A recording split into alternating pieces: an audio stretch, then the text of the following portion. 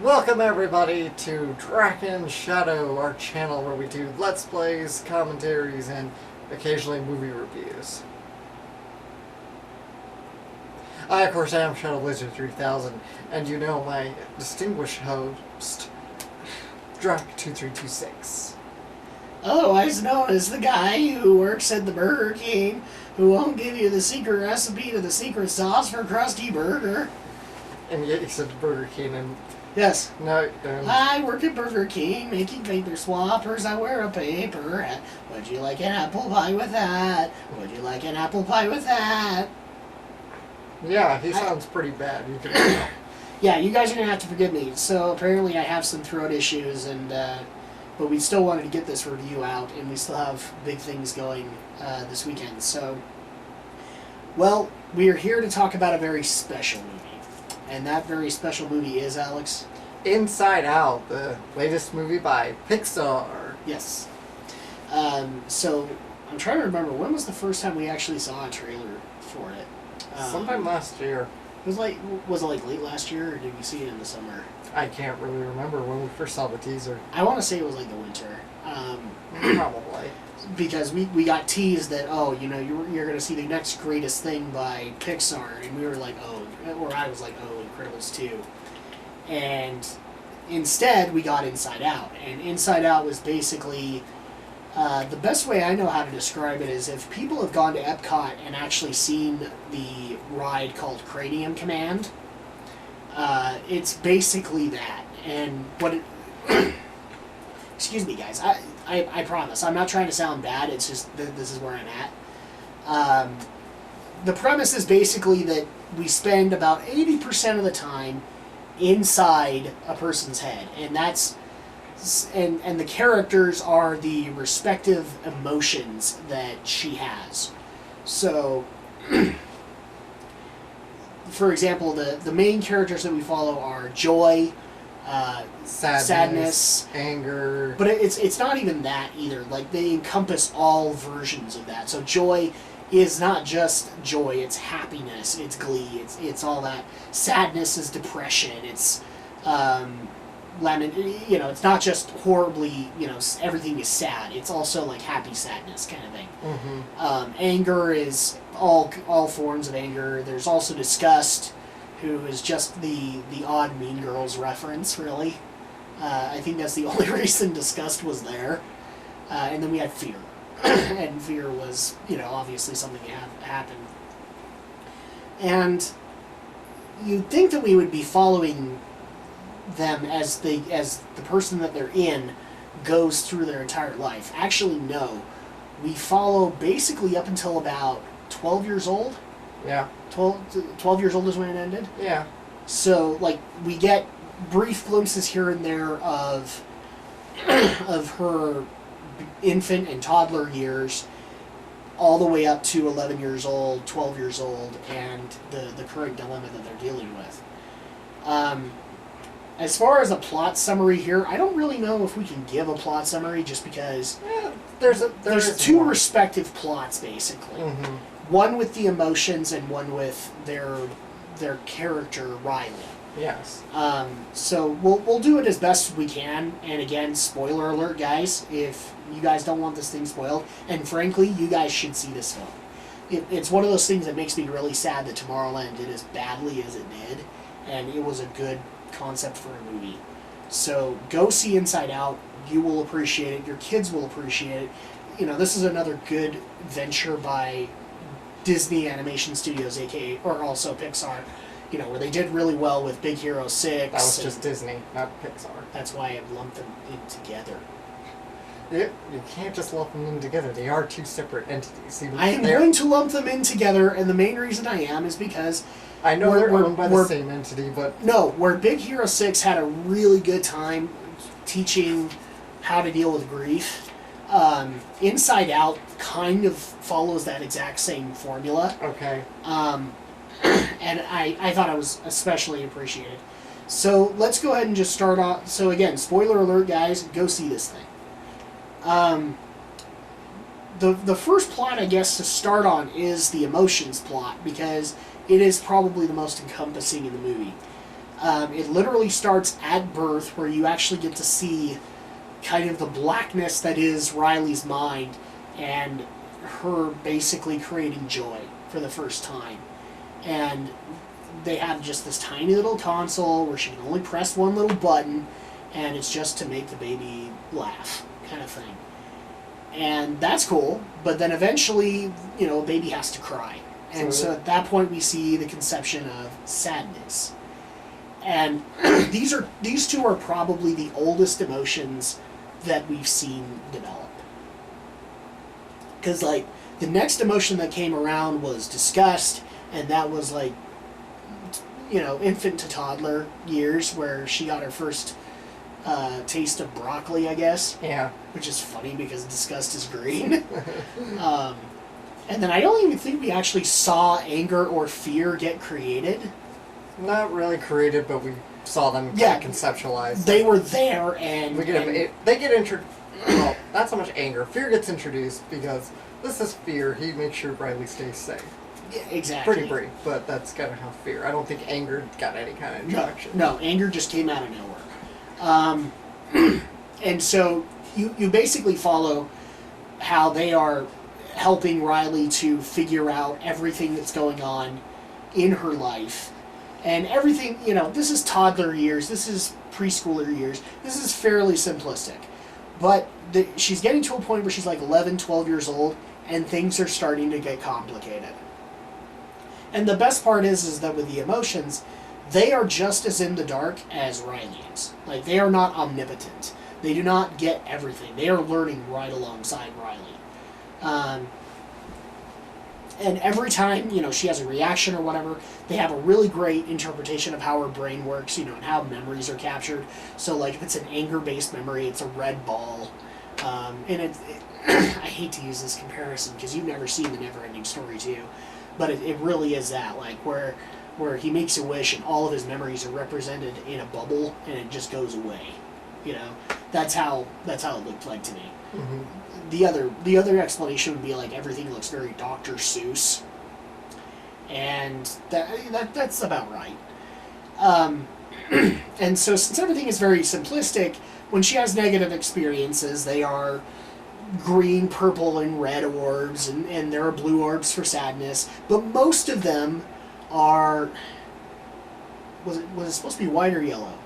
Yellow. It's kind of a gold yellow. Kind of a gold. And most of them are joy.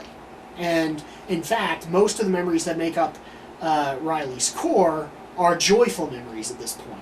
And the core memories actually kind of fuel the personality, and the way that they kind of show that is she has her own little Disneyland within her, and the core personality traits are all parts of the park.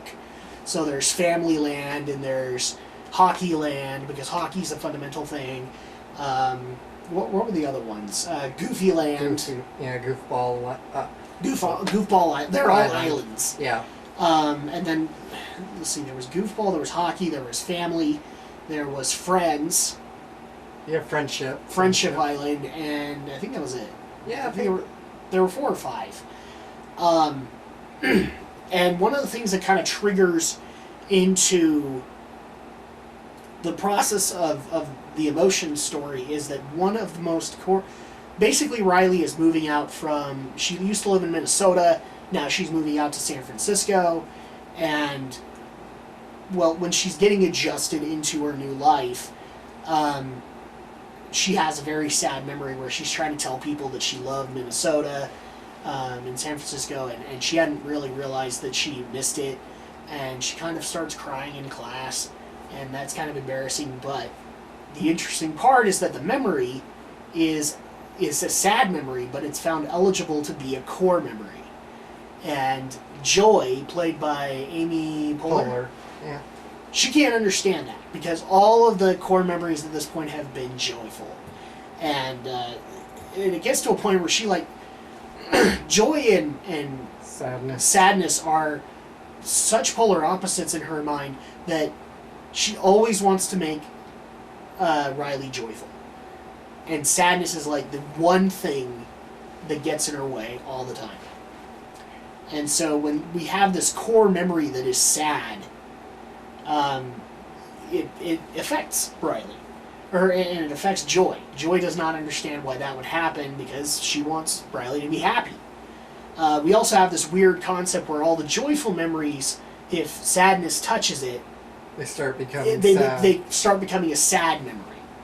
And Joy just doesn't like that concept, and she tries to keep sadness out of it as much as she can.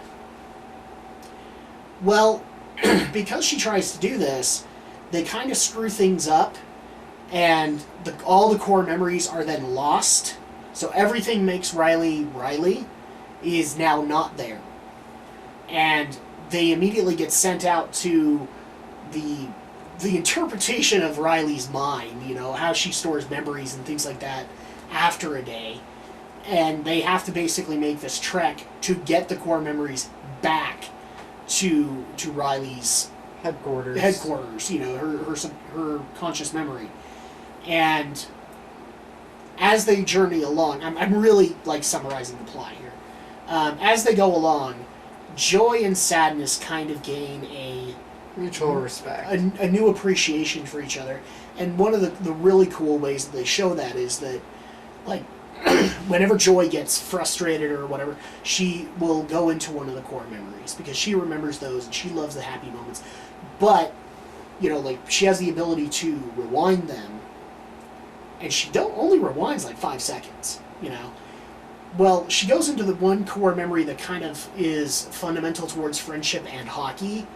The one big day where everybody was cheering for Riley. And again, she only goes back 5 seconds. Well, she decides to go back even further because she notices that for some reason the memory becomes blue, like sadness. She's like, I don't remember that. Is this being affected? And they actually go to the moment where you find out that there was more to that story, which was basically that Riley actually did miss the winning goal for that hockey game. They did not get to go to the playoffs, and she was thinking about quitting. But then her parents came in and helped her to feel better, and then her whole team came in and made her feel better. And so then at that point, that's the joyful memory that Joy always goes to. Mm-hmm. So at that point, it's like, okay, well, a memory doesn't have to just be joyful. It can be sad as well. And she kind of gains an appreciation for sadness in how she deals with things, and it isn't necessarily that she's just mopey and depressed all the time. She's kind of a core concept that needs to be there. So, long story short, they get back to headquarters. Joy, with her newfound respect, allows for sadness to be a part of things, and then on top of that, they actually start evolving a little bit in there, and we get closer to teenage years. So that's pretty much the emotions plot. The reason I haven't talked too much about fear, disgust, and anger is because they're kind of part of the Riley plot. So while Riley is dealing with the fact that her core memories are gone, and she's just kind of blank inside, she's trying to figure that out. And you have fear, disgust, and anger running the helm. And they're all resentful, and they all, remember that all the good memories are back in Minnesota, and so they try to start, bringing up those memories. Well, without the core memories, anger then starts presenting an idea of, well, we need new core memories, let's go back to Minnesota, and he actually sends in, I guess ideas here are literally little light bulbs. And you put him in, and his light bulb is that she should run away back to Minnesota and get more core memories. Except at the same time, that's not a good decision, and even anger, fear, and disgust are willing to admit that's not a good idea, but they eventually try to do it. And this is when joy and sadness come in, and with their new respect for each other, they stop Riley from making a horrible decision and to go back to her family, and that's where joy really lets sadness kind of take over. The other thing that I also liked is whenever an emotion is dominant, the console kind of reflects that.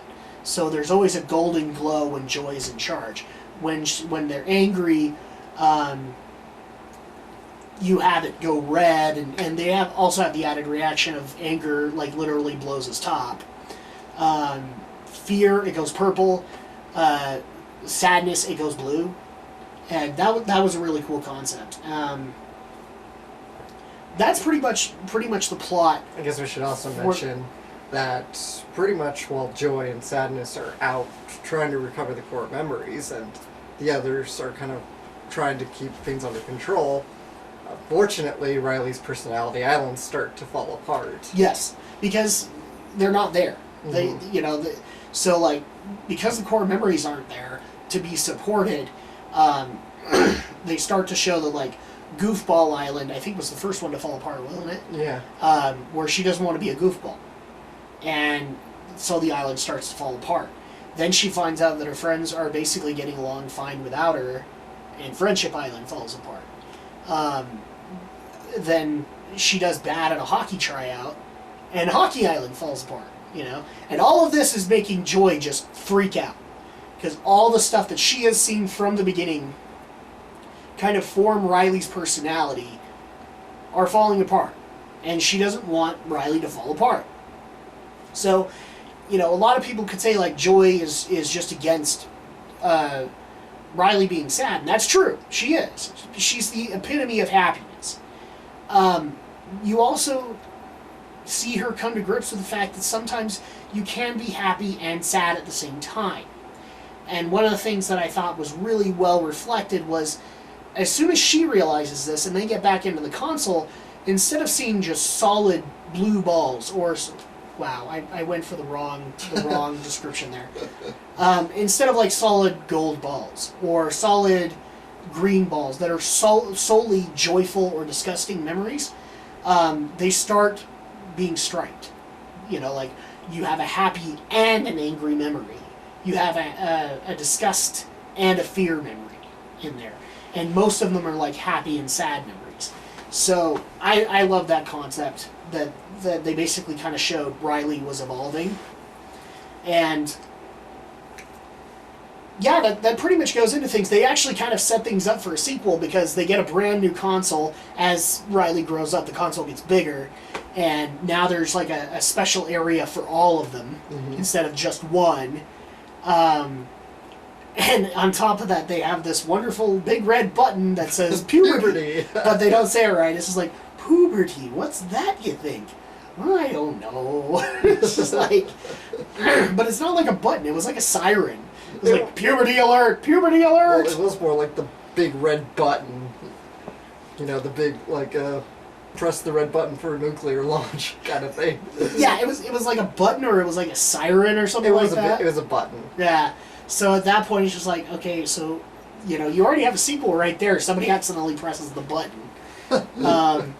Which is funny because, they basically obsess over the fact that puberty hasn't happened with Riley yet. And she already, in her imagination land, that was another one, Imagination Island, where she's already imagining the perfect boyfriend. Right. And it's basically Robert Pattinson. I will die for you, Riley. And of course, I forgot to mention one other character that is in there, which is played by Richard Kind.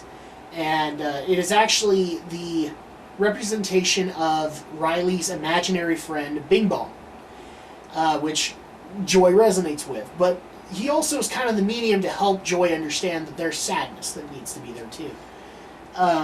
So there really isn't a whole lot to him aside from he's an imaginary friend, and he's kooky, he's kind of the comic relief in the film. But he has his prominent moments, and in fact, in the end, he actually does. There's a point where Joy actually gets put into the memory dump, where she's about to be forgotten and therefore go out of existence. And in order to save Joy, because Bing Bong can see that she needs Joy, Bing Bong actually sacrifices himself to get Joy back up to headquarters, which is a really meaningful moment in the film because, at one point, every kid has had an imaginary friend, and we just kind of grow out of that. And this is a way of showing this is how Riley grows out of having Bing Bong in her life, is that he has to make sure that Joy gets back to headquarters. The other thing that I haven't mentioned is, and is kind of a prominent feature as a comic relief kind of thing, is that they not only go into the mind of Riley, but you also get to see the mind of Riley's mom and dad. They have the exact same emotions, except they all look different. Who else did they do? They did the teacher. They did a bus driver. They did the clown. They did the clown. The clown that apparently Riley is afraid of. See, and they did a boy that Riley bumps into at the hockey arena. This is where you get the siren from. And there's like a siren going off in his head about girl alert. Girl alert! Ah! Yeah. And it's like DEFCON 1 in there. Yeah, it was like girl alert, girl alert, girl alert. Which was funny because, like, either they were supposed to look really rap-ish or ghetto, or they were really goth-looking. I could not tell the difference. We saw like the goth chick that worked in the pizzeria. Yeah, the one that's... No, you had the legitimately goth one, and then you had the one that was living a lie. Yeah.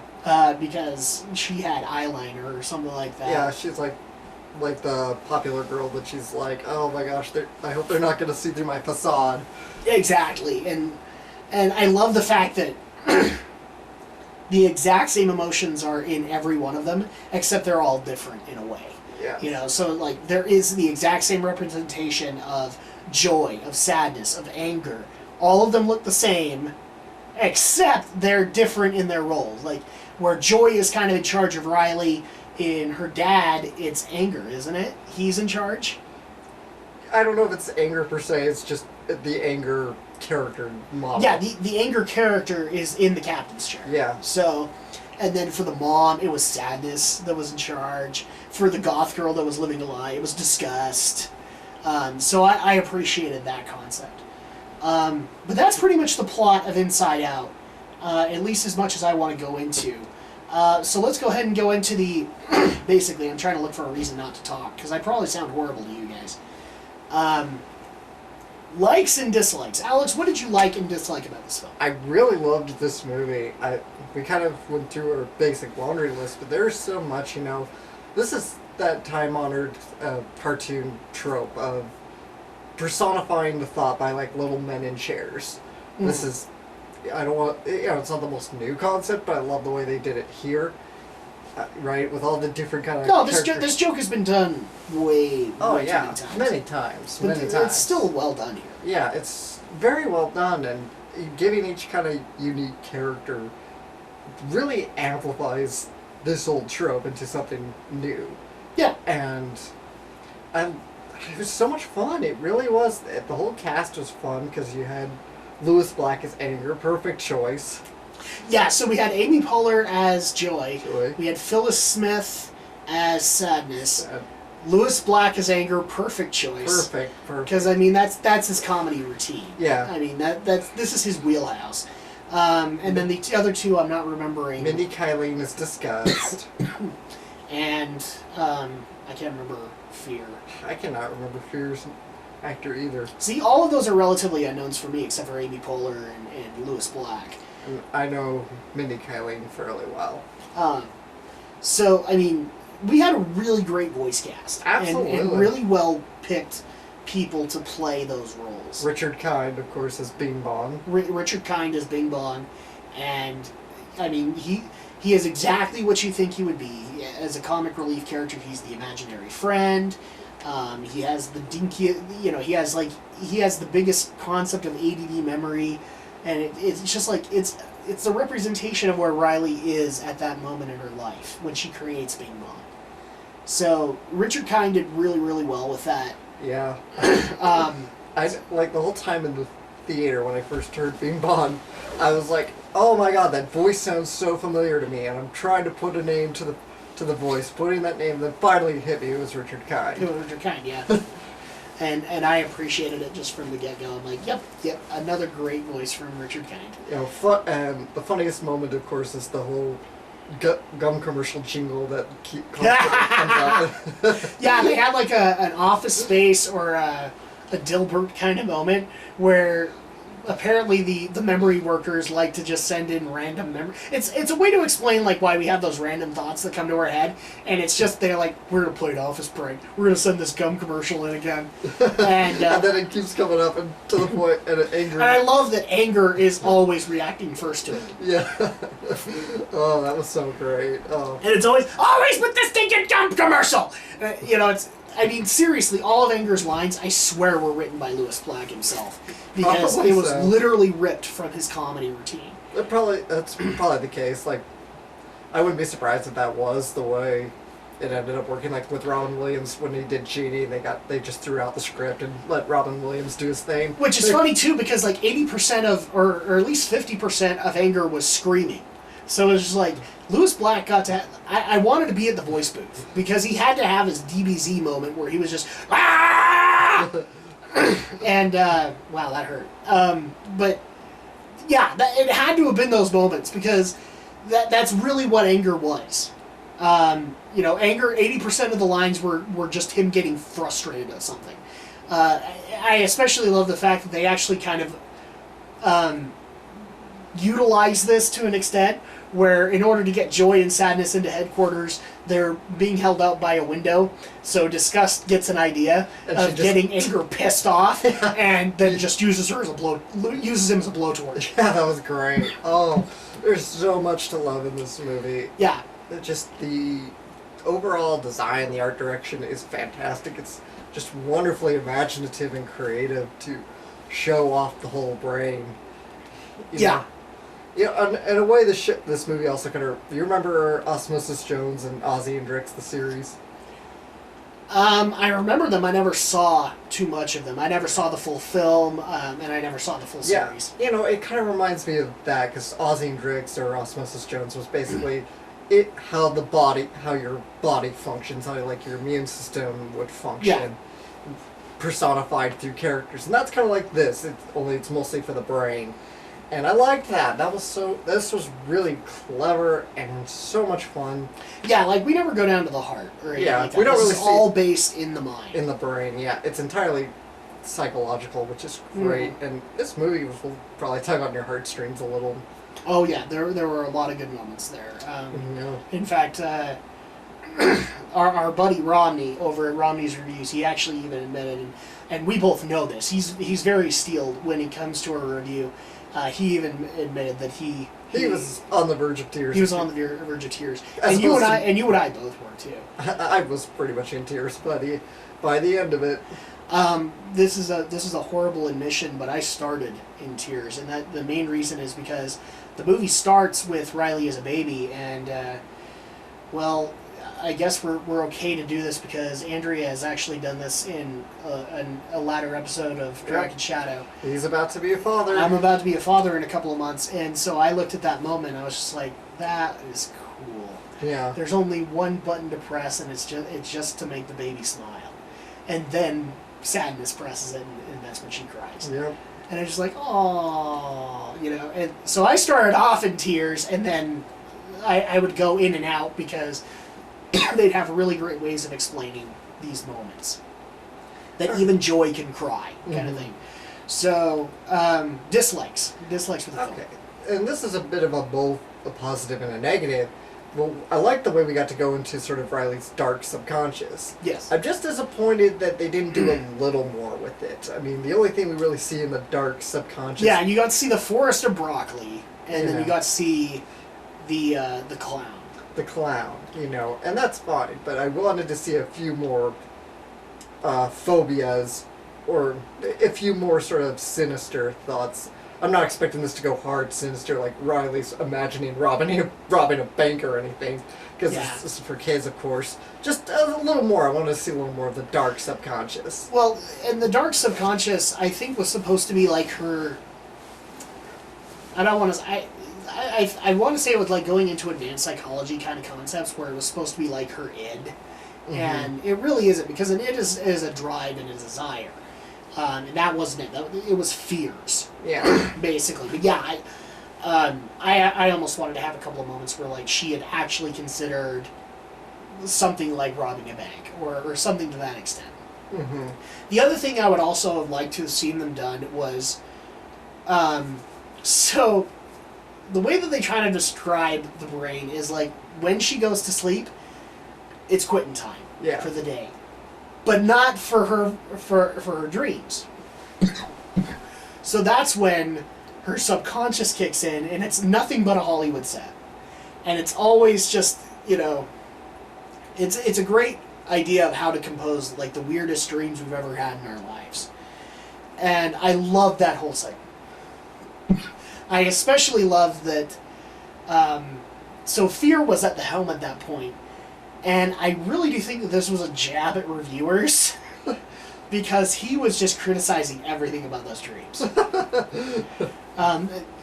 Correct me if I'm wrong. You know, there was a point where they were having a bunch of random things happen, and he just was like, "Pick a plot!" You know, and it's like, it's a dream. Dreams don't have plots. Yeah. I can't help but think that was like a jab at reviewers. Possibly, who knows? And I loved it. Yeah, it was fun. And I really wish we would have had more moments with that. With the dreams. With the dreams, because, you know, they did the typical dream of... No pants. Yeah, where she has to do a pop quiz, and she has no pants on. And it's just like, we've had that dream before. Or even like the cliff dream, like where you imagine you're falling, right, kind of thing. You saw like that on a poster and the fly. Yeah, that was pretty clever too. Just a little. Even all the posters. Yeah, all the posters like I'm flying or I'm falling off a cliff. Yeah, exactly. And I really would have loved to have more of those dream segments. Absolutely. Just because they did so well, and you know, this is one of those points where Joy and Sadness are trying to get Riley to wake up so that they can get back to headquarters, and one of the ways that they do that is that they make her go on some acid trip, man.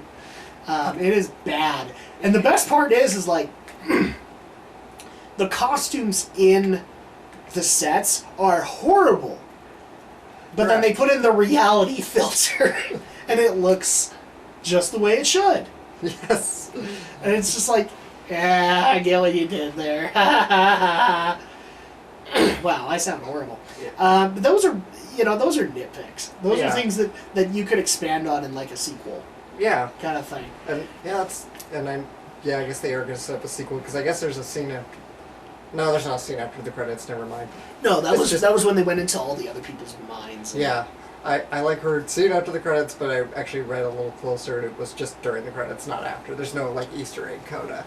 So, but yeah, that's something I'd like to see in the sequels is more emotions. Because I know with this film, they had a lot more in mind, but they decided to refine it down. Not gonna fault them for that, because you don't want too many characters, otherwise it's gonna get crazy. And here's the thing, like, a kid is not gonna go through that many complex emotions. Mm-hmm. But a sequel where they're like in teenage years, you bet their boots are gonna go. Yeah, so that's what I'm hoping to see with the sequel is start to show some more emotions now. Including... Or maybe it doesn't even need to be restricted to emotions. You know, we had Bing Bong, for crying out loud. Mm-hmm. What if you had like a living embodiment of her passion for hockey? Why not? Oh, we do have the Hockey Island, so... No. I'm saying, like, not only do you have the Hockey Island or whatever, but you have a living embodiment in headquarters that is all hockey all the time. Okay. Something like that. You don't have to necessarily keep it to just emotions. You know, but like, let's just say for the sake of argument, I have an inner geek inside of me, and geek kind of fuels that stuff. So you could do that, and it'd still be fun. Yeah. And also the other part is like, if they did a sequel with teenage stuff, then you'd have to have like who would you have Joy? Like, would love be a separate emotion or something like that? Maybe so. I think love would be a separate emotion. Yeah, and that would be kind of a driving one in those puberty years. It's definitely something to consider. They really did leave it open. And, man, you know what? I would love if they did Inside Out 2 and not, like, Cars 3 or Planes 3 or whatever the crap they're doing. Toy Story 4. Are they really going to do that? Yes. Oh, my gosh. Okay. I didn't even take an Inside Out series. Again, kind of going back to the whole Osmosis Jones, which spun off Ozzy and Drix. So I'd take like something like that for this. I would not, and the main reason I would not is because you would not have the exact same people working on it. Yeah, I guess so. And I would be worried because, you know, Disney has a horrible habit of when they translate things to a series, the team that gets brought in to work on the TV series, like, they don't even follow the inspirations for the movie in any sense, especially these days. So that, yeah, I would not be for that right now. I would much rather want to see what they would do in the films, because it would be Pixar working on it. And if it was a TV series, it wouldn't necessarily be Pixar working. So, we've gone into likes, we've gone into dislikes. What do we think about things like the score, the effects? I mean, it's a CG movie, so... Yeah. So, the score was handled by... I cannot say his last name. It's like Michael Giannakko or something. Yeah. And he seems to be like the new go-to composer for Disney, kind of the way Randy Newman was for the early days of Pixar. Yeah. He's kind of become that, and so he did Big Hero 6. I think he's done a few more Disney movies beforehand. I can't think of them without looking up his filmography off the... I would bet he probably did Frozen. Because I know that the exact same people for Frozen were brought in for Big Hero 6. Mm-hmm. So yeah, that's entirely likely. So good music by the man. I wish I could say his name. It's an Italian name. Yeah. Italian.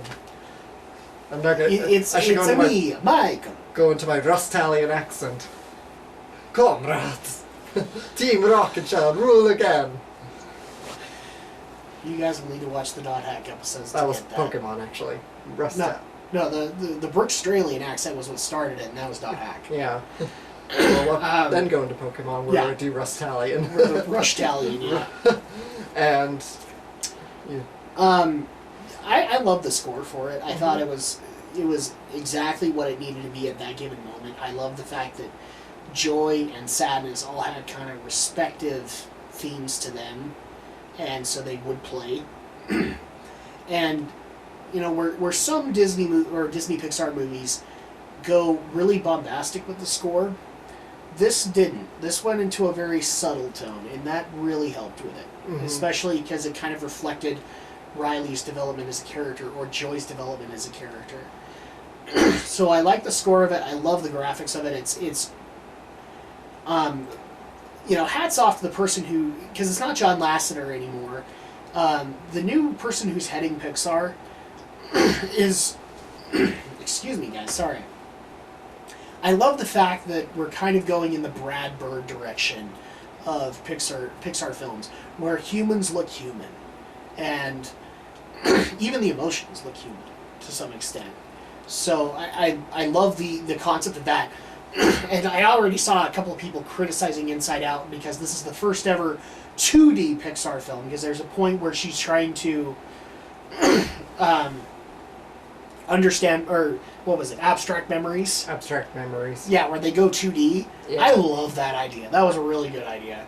Yeah. So I'm not going to fault it for that. So very brief. I don't know why anyone would. People have been criticizing it because they're like, it's a pointless segment, it's nothing but filler. I completely disagree.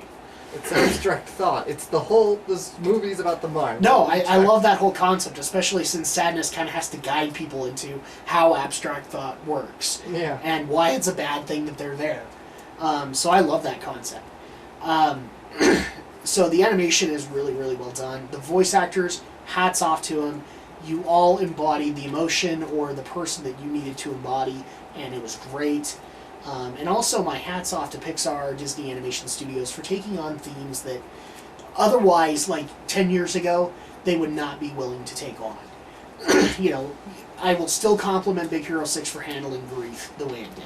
Yeah. And this one too. You know, I mean, I immediately came home and told my wife very simply, I'm getting this for my daughter. And yes, it's a girl. And the reason I'm getting it for my daughter is because I think this would be something she could relate to as a kid. Mm-hmm. And it's also something that we as parents can relate to, because we've gone through those moments. So, cut down to brass tacks here. First of all, your score of it. What would you give on a 10 or out of 10? it's kind of teetering. It's very teetering between 10 and 9.5. I think I'm going to go with 9.5 for the itty bitty nitpicks I had. It's a great movie. It's worth watching, absolutely. I'm gonna go with Romney here, and it's very rare when I actually want to deal out a perfect score, but a perfect movie doesn't necessarily have to be all good. It can have nitpicky moments and still get the core of what it needs to do. So I'm actually going to go for a 10 out of 10. I think this is a really great idea from Pixar, and I love the new direction that they're going. Please do more of this. Let's not go down the planes route anymore. Let's do more of this stuff, because this is, I would actually dare make the argument that Toy Story used to be this, and it isn't anymore. That's why I don't like the sequels that came after the first film, is because Toy Story to me was this, and now it's these that do it. Mm-hmm. So, final score on it, 9.5, 10 out of 10. Good summer film. Kids will enjoy it. Families will enjoy it. But here's the brass tacks of it. How much will we actually be willing to spend on Inside Out? Okay. I'm not going to advise 3D. There's really nothing I'd say that warrants a 3D viewing. No. It's not a huge spectacle of film. I'd say a standard, either matinee show will do you fine if you got kids. So I would probably go the same route, and I'd have no problem. Being it's a kids' film, it's not really the best thing to advertise at prime time, because you're going to want to get them in early. But at the same time, I would also advise a primetime one for people who are going out on a date, because this is one of those films that can help you kind of understand things. If I really was in the mood, I maybe would dole out the IMAX money, but I would not dole out the 3D money. It's a CG film. I would love to see it in IMAX, but I'm not going to dole out for the glasses. There's no reason to do it. It's fine the way it is, but for me, like, if I was really in the mood to do it, I'd probably dole out the IMAX money. That's it. Bigger screen, more pixels, be able to see more details. That would be interesting to me. But mostly I would say you can go with a primetime price and you're still going to be good.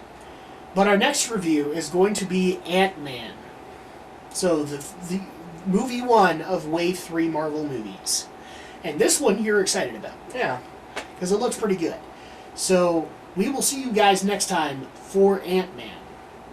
And until then, I'm not giving you the recipe to the secret sauce, sir.